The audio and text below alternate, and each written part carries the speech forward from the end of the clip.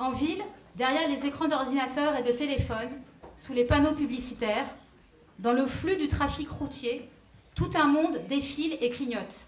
Il nous poke, notifie, divertit, agite, intoxique. Il nous parle tout le temps. Il prend tout l'espace de nos cerveaux. Il sature nos émotions, il colonise nos imaginaires, il nous discipline.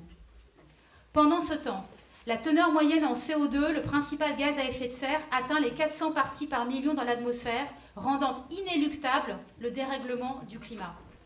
Plus de la moitié des vertébrés ont disparu en 40 ans sous la pression des activités humaines sur l'écosystème. Des milliers de personnes meurent en Méditerranée en tentant de rejoindre l'Europe. En s'éloignant des tours et des galeries marchandes, on retrouve les arbres. On rencontre des plantes qu'on ne sait pas reconnaître et des espèces animales dont on ignore le nom. La nuit, la Voie lactée redevient visible à l'œil nu. En abordant le bocage de la zone d'aménagement différé de Notre-Dame-des-Landes, on entend les grenouilles agiles et les martins pêcheurs.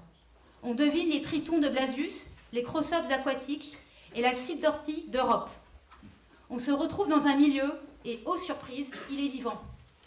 Un milieu de vie. On se découvre nombreuses à vivre sur la même terre. Depuis tout ce temps, nous cohabitions. Sur les chemins et dans les cabanes de la ZAD, des femmes, des hommes, des trans, des intersexes, des enfants, des animaux, des végétaux vivent ensemble pour occuper une terre et empêcher la construction d'un aéroport. Contre le monde qui défile, clignote, poke, notifie, divertit, agite, intoxique. Et pour faire de la place à d'autres pensées, d'autres émotions et d'autres imaginaires. Elles et ils ne passent pas leur temps accrochés à des barricades et à se battre avec des gendarmes, comme nous le montrent les images sur les écrans de la ville. Elles et ils construisent des logements avec des palettes, font pousser des légumes en butte pour s'adapter à la zone humide, décident ensemble de leurs règles de vie, transportent leur cuisine pour nourrir les migrants à Calais et Vintimille, prennent soin les unes des autres. Elles et ils ne sont pas parfaits, et la ZAD n'est pas un lieu idéal, mais elles et ils fabriquent un monde.